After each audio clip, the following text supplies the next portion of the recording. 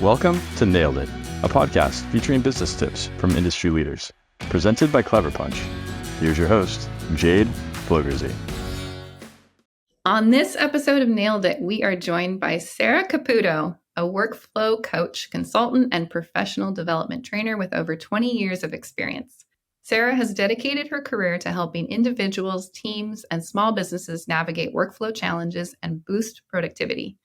She's the author of The Productivity Puzzle, a nationally recognized model that helps people develop personalized strategies to optimize their work lives.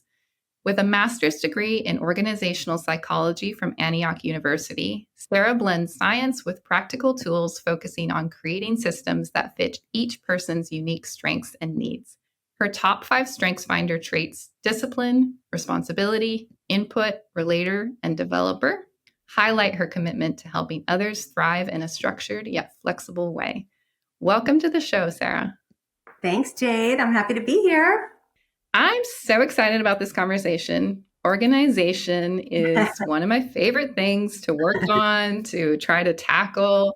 And I invited you on the podcast because I hear from our clients in this network, in these industries, especially general contractors, the trades, that organization is one of their biggest challenges. And we see that when we work with them. And one of the biggest roadblocks we run into is that they don't know their passwords to their accounts. That is the number one challenge that we run into when we're onboarding with a client. That's so funny. So, but we all have our strengths, right? Yes. So I'm excited to get into this, and maybe we can help our listeners with their challenges with organization. First, before we dive in, I'm so intrigued by a degree in organization psychology. I did not even know that was a degree that you could study. Tell us more about what you learned during that time. Yeah. Okay, so organizational psychology is like a blending of psych and business. So it's like bringing those two areas together. So if you've heard of Adam Grant has a degree in organizational psychology. He's an organizational psychologist. He has a PhD. I have a master's. But that was a degree that really was born out of my love of wanting to be, or my interest in wanting to be a psychotherapist when I was younger. That was sort of what my path I thought was.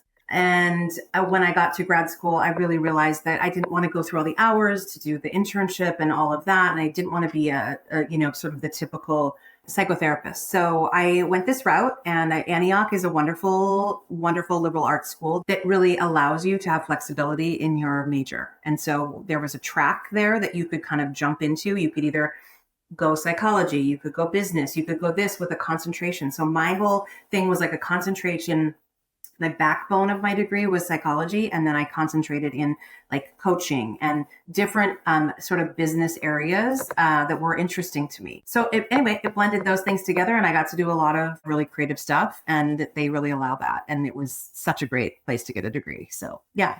So that's what it is. I really didn't know what I wanted to do with that. And interestingly enough, when I got that degree, I kind of just followed the bouncing ball. And I started off this whole part of my career, for 8 years, probably about 8 years, I was a professional organizer. So I had a business called Radiant Organizing, and it was very successful. I had a team, and we downsized, and I have been in every nook and cranny and really helped people transfer the skills of not just like, we're going to clean all your crap out, but we're going to really help you set up systems and transfer that learning to you so that you can continue to be organized in your kitchens and homes and businesses. I really focused a lot on paper in businesses and home offices. And then I got into more offices, commercial offices, working with individuals when paper was more of a big deal. Physical space is still an issue for some people, but like paper's not the main driver of why people are working with me anymore. So that was really fun. And then I just got into more consulting coaching and really then I shifted to Sara Caputo Consulting. So I have this term that people call me, which is the Sarapist, which is like the most endearing phrase you could ever use with me, because it's this blending of like everything I love. I'm like a workplace therapist, a productivity coach, and a workflow consultant. So it brings it all together. And I love being called the Sarapist. So that's what kind of where it started and where it's got me now. I love it. Amazing. So what kind of challenges do you help business owners with specifically? Yeah. The biggest thing that I help teams with is helping leaders and managers really understand their team better. So I do something called collaborative coaching, where my model is to come in. I have sort of this deep belief that the employees really know what's happening in the business, and they really have the best ideas on how there could be process improvement. So through the way that I work with people, if I'm going to work with you in a consulting way, it's going to be, I'm going to do one-on-ones with everybody in your team. I'm really good at sourcing information and getting sort of themes. We're never calling anybody out. It's never about any right or wrong. It's always through the lens of process improvement and how can we grow? How can we get better? And so that's my mental mode when I come in. And so I'm always looking for the answers for that I can take back to leaders in themes. So we look at that and say, the biggest thing that people are faced with is in small business, because 20 and less is really sort of my sweet spot, being able to utilize your team for the strengths that they bring. And so a tool that I do use is the Gallup StrengthsFinder, which I really love. We can really decode people, and I've really been able to help leaders and managers and principals understand their team members better, right? And just be able to be sort of that guide on the side in business and help them get more clear about what is working right so we can continue to build on that. And so when you're in it, it's hard to work on it. So my job is to help business owners work on their business while they're in it doing all the cool stuff. When you first start working with a team, so I'm hearing that you'll meet with the team and you love hearing from them first, because they usually have their boots on the ground and they have the ideas on where they need the most help. But what do you see is the most common problems that teams bring up in that first initial kind of discovery phase? What do you see most commonly that they're really struggling with or really stuck on? Very often it's a lack of clarity on expectations, on roles. Roles haven't been fleshed out. Very often in a small team, what happens is there's a principal who started a company, then they realize they need people.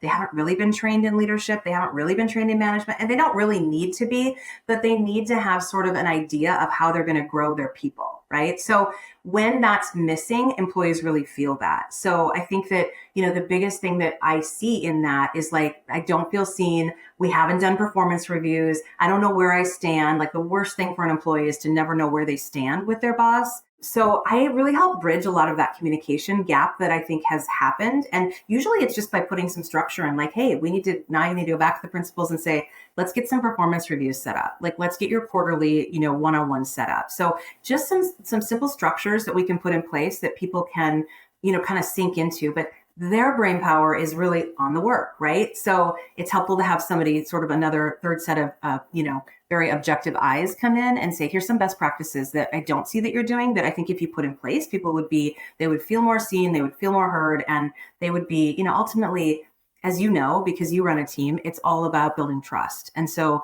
when people feel seen and heard, when their ideas are recognized, and when they know where they stand, we build trust. And that's the foundation of any strong team and any vulnerability that we need so that we can maximize what we're doing and go forward.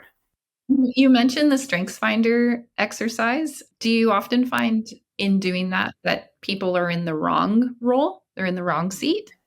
Yeah, that's a really good question. There's only been a couple times where we've been let's try to switch this. We have a client-facing person with, very strategic thinking strengths where maybe they're in their head a little bit more and that doesn't come super natural to them. The Gallup StrengthsFinder is all built on positive psychology. So it's all about what you're already pretty good at. We want to build on that. So I do remember I worked with a team in a lone team in Colorado years ago, and it was very clear that the person in the back room should be in the front and vice versa. And so I said to the leader, trust me, take a big leap with me. I think this is going to be better. I've had these one-on-ones, and sure enough, they were both so much happier because their natural tendencies were able to sort of be more felt in those positions.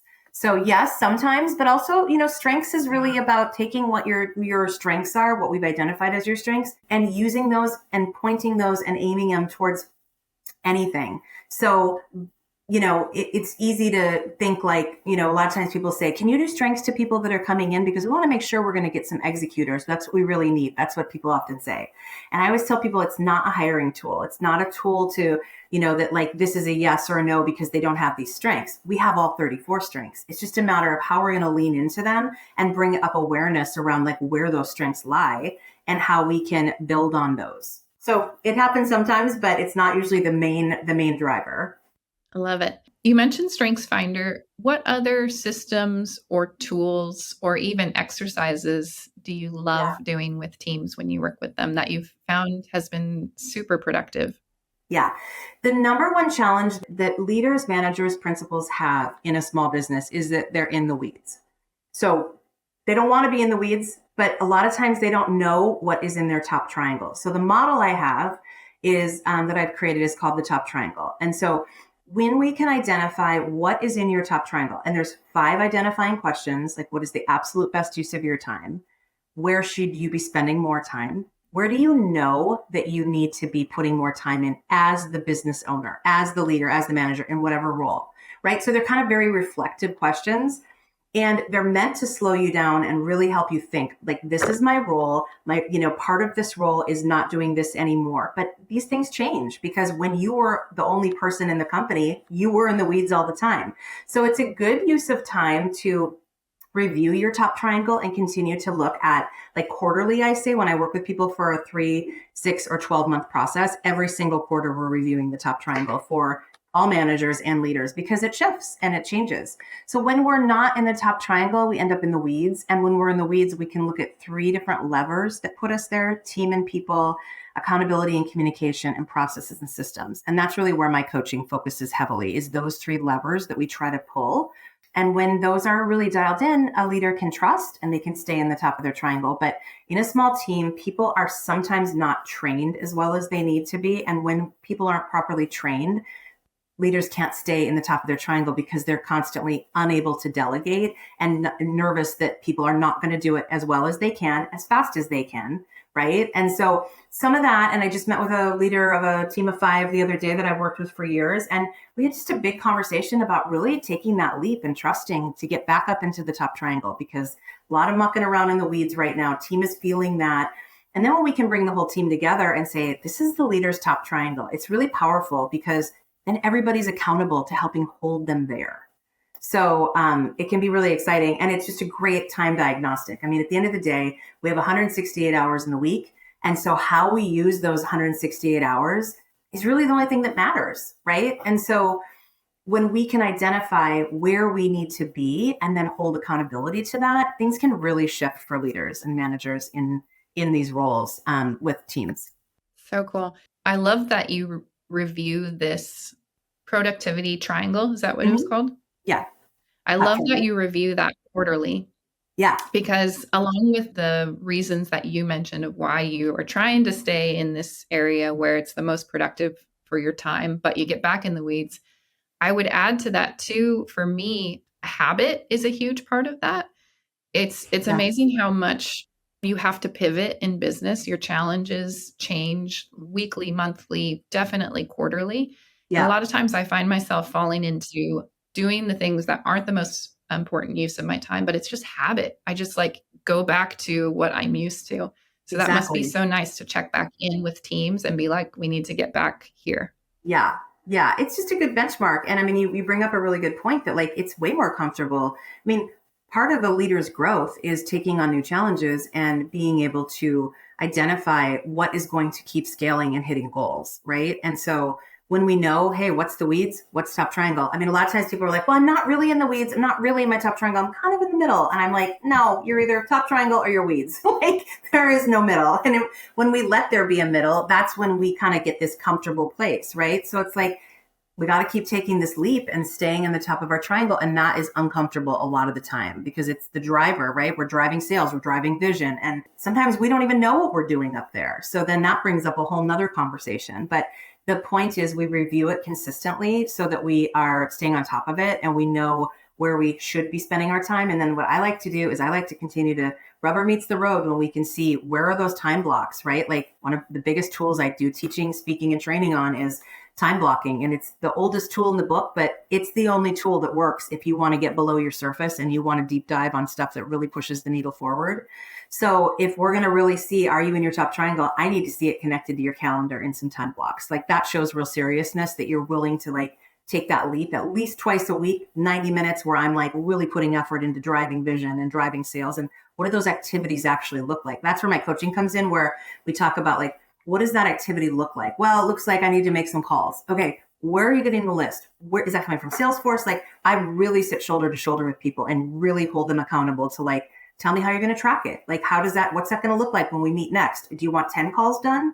So it's like, it becomes very easy, to your point, to just keep falling back into the weeds because we're comfortable there. It's how we've built our business, but it's not how we scale. It's not really how we grow. And it's not how we continue to build a team. Yeah. You mentioned in the beginning, they nickname you the Serapist, but I also feel like in talking with you, you bring a lot of accountability, which Yes. Don't you feel like business owners or leaders really need that? Because if they're the boss, it's like, who is their boss? Who's holding them accountable? And it can be so easy to like end up having all these things hiding in the closet, whereas you can help, like do a little hand holding, do some accountability to get through. It totally turns into accountability coaching. So if you're coming to me because you're a leader, manager, principal, and you want to continue to grow your team, you and I are going to have ongoing coaching calls where I'm holding you accountable to getting in your top triangle, to staying there, right? Certainly with your employees as well. But, I want to hold you accountable to doing your one-on-ones, to getting those performance reviews done. And again, like I kind of think about it like my coaching is a lot think about an oven. There's 4 burners. When you're working, you're in the front, right? Like that's where the money's coming in and you're working in the front burners. But there's stuff on the back burner that we have to keep pulling forward. A lot of that is employee development. It's how do we increase engagement? It's how do we help our employees learn and grow? I mean, everybody wants to learn and grow. Everybody wants their stepping stone path to the next level in the business. Very often we haven't thought about that. So it's my job to keep moving those hot pans of water to the front so they can get boiling as well. And we can keep those coming up. So my coaching really focuses on what are those things? And then when you meet with me, we're going to keep pulling those to the front. Even though you're busy and you have a lot going on in your business, we need to continue to focus on what's on the back burner and get that to the front as well, because you've identified you want to continue to grow in these areas. So yeah, we crack the whip a little bit too, but in a very loving way. What transformations have you seen in working with teams from the day that you come in? Because people are calling you when they're at rock bottom. They're like, I need help. I'm stuck. Everything's a mess. And so what have you seen in your experience from that point until however long you work with someone? Yeah. My typical process of working with people is either 3, 6, or 12 months. I mean, I've worked with people for 8 years.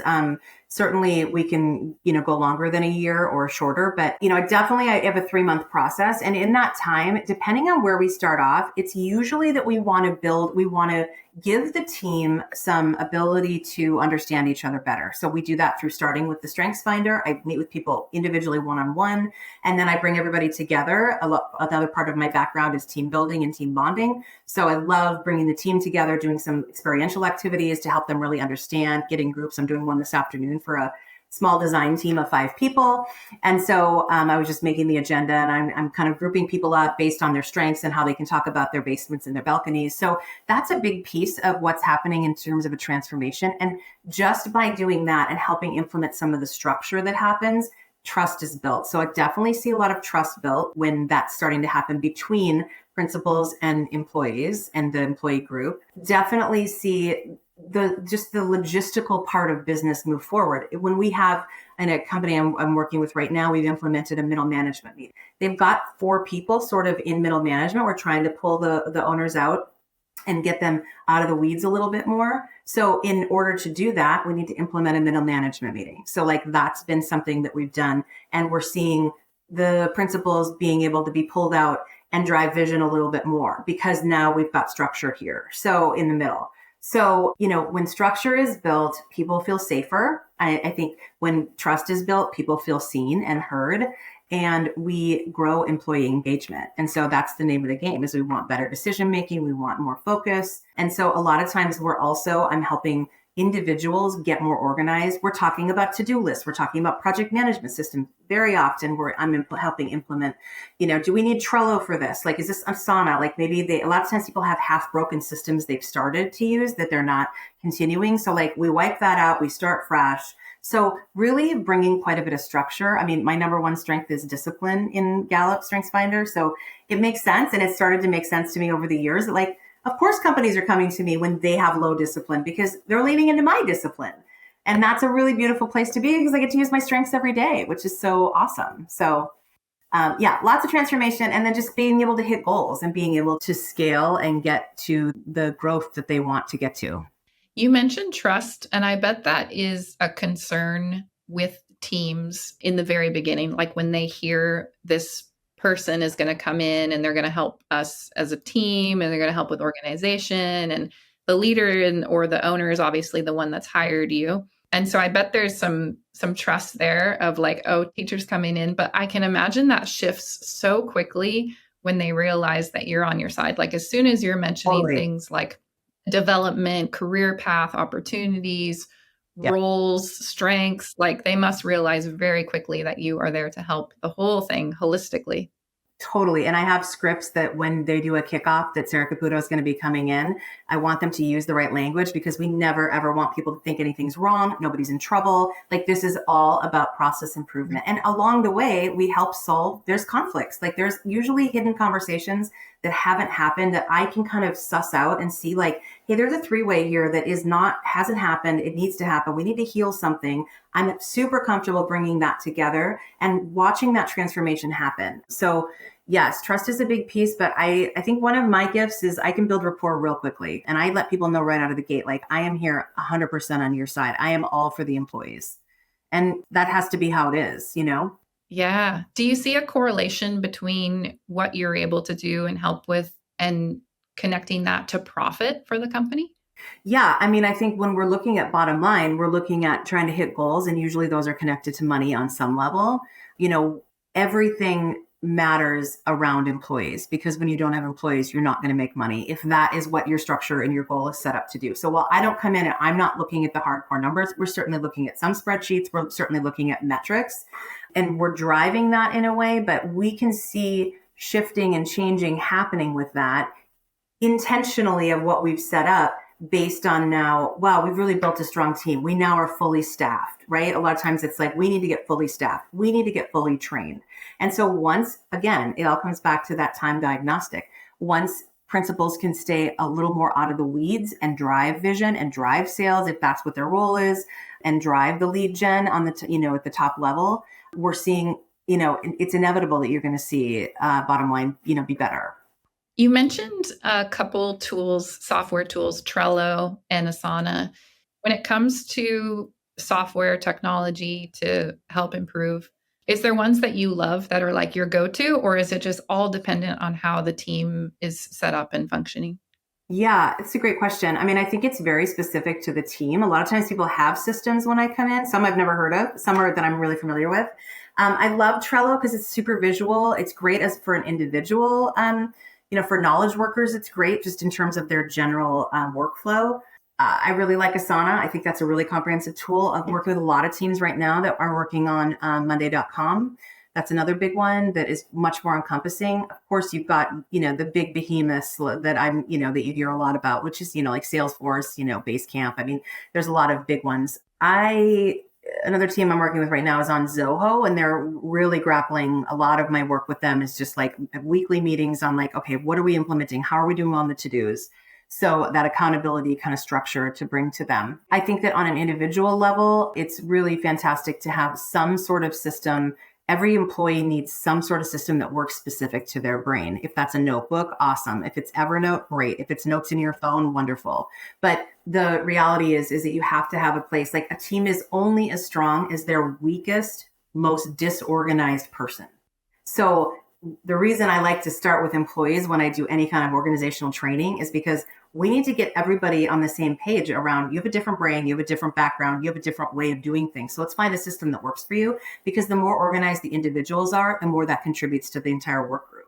So we can't really implement a big system up top, right? When people are not able to kind of know what their tasks are at the baseline level. So we kind of hit it from all angles, but there's some fantastic systems. But it, again, Jade, comes back to consistency and training, because I see all the time people really are like pie in the sky on this new training or this new, project management system. And it has, I'm sure you see this too, and it hasn't been properly, we always say, like, if you're going to implement it, right now we need to come up with what your training plan is. So being able to fully Yep. execute it and fully get it people on board means training, over communication. It means consistency. It means this is a 3 to 6 month process. And people don't like to hear that. It's it's work. So we see when we work with clients that a little bit of a small piece of that, because their CRM will obviously affect their sales, which affects their marketing. So, but yeah, it's all too common for us to see everyone so excited about the new CRM that they're going to use. And they're going to go with the best one and the biggest one, thinking that that's going to be, the more they pay, the better the results are going to be. But all too common. It's like whatever you put into it is what you get out. And it's very common for it to sit there and be stagnant, unfortunately. Yeah. And I always say about a system, specifically your sort of daily system, I always say that the more friction there is between you and your system, the less likely you are to use it. So it has to be so streamlined and so easy for everybody to access. Like, we can't lose password, because guess what? We're not gonna get into that system then. Right. So it requires a big conversation, and it requires a whole team effort. Often we sit in the office and the principals say, we're going to start to use this, without really thinking through, like, what do we need this for? So it's important to really think that through. Yeah. Amazing. I love this conversation. It is so clear that you are so good at what you do, and beyond the hard skills that you bring when it comes to organization and strengths and employees and team building and roles. Beyond that, you are just such a lovely force to be reckoned with. Like, you are positive and motivational and excited. And every time I've interacted with you, you're just like at this level that I'm sure people would want to be around. So thank you so much for this conversation. Before we sign off, I would love to do a rapid fire with you. Okay. If you're ready. Yep, I'm ready. All right. Morning person or night owl? Morning, 100%. Mexican or Italian? Mexican. 3 favorite business books. Well, I wrote them down when you asked me this, because I didn't want to lose that. I have a million, but Your Brain at Work is a fantastic book. What Got You Here Won't Get You There. And a book I just finished reading that I found as a business owner, as a solopreneur, as an entrepreneur, so helpful, called The Anatomy of Anxiety. Fantastic book. Ooh. Yeah, really, really good. Cool. Yep. Best way to relax? Gardening and puzzling. I love a good puzzle, and I have a very big garden that I love to live in. Beach or mountains? Beach. Must do for your morning routine? My morning routine is pretty structured. I would say the must do is AG1, Athletic Greens. It's a green drink. Mix that up with some electrolytes and some protein, so I can get a little extra protein in the morning. So I drink that while I'm sort of moving around in the beginning to get going. Oh, that's inspiring. I'm needing to do that. Your hype song? It's funny. I can't think, like, I mean, this is going to sound so funny. Like, I love Journey. I mean, I love music. I just don't necessarily, like, I hear certain songs and I'm like, ooh, that's such a fun song. But I can't say that I have an actual hype song. I mean, I don't know, maybe, some AC/DC goes back to my roots. Yeah. Amazing. If someone's listening and they have challenges with organization, productivity, focus, what is the best way for them to reach out to you? Yeah, just shoot me an email, Sara at Sara Caputo Consulting. My process is really simple. A lot of times people just reach out and they're like, I don't really know what I need, but I think I need something, which is a very normal statement I get. And I'm like, well, let's chat. Let's see if there's what you need is something I can help you with. So there's awesome. Never any pressure. There's never anything out of the gate. It's really just, we start with a conversation to see what that looks like. So you can always shoot me an email. I'm on LinkedIn. I'm on Instagram. I have a shout out that I do twice a month. So that's fun. I share client tools and different things. So you can go to my website, saracaputoconsulting.com, and sign up there. Amazing. Sara Caputo, thank you so much. Loved our conversation. Thanks, Look forward Jade. to collaborating with you again in the future. I can't wait. This is so fun. Thank you so much for having me. Have a great day. Thank you for listening to this episode of Nailed It, business tips from industry leaders, brought to you by Clever Punch. Nailed It is all about connecting with people, building relationships, and helping each other. If you're interested in connecting with any of the guests on our episodes, you can find their contact info in our show notes or on the podcast page at cleverpunchco.com. You can also email info@cleverpunchco.com with any questions or feedback. I'm your host, Jade Flogerzi. Thank you for tuning in. We'll see you next time.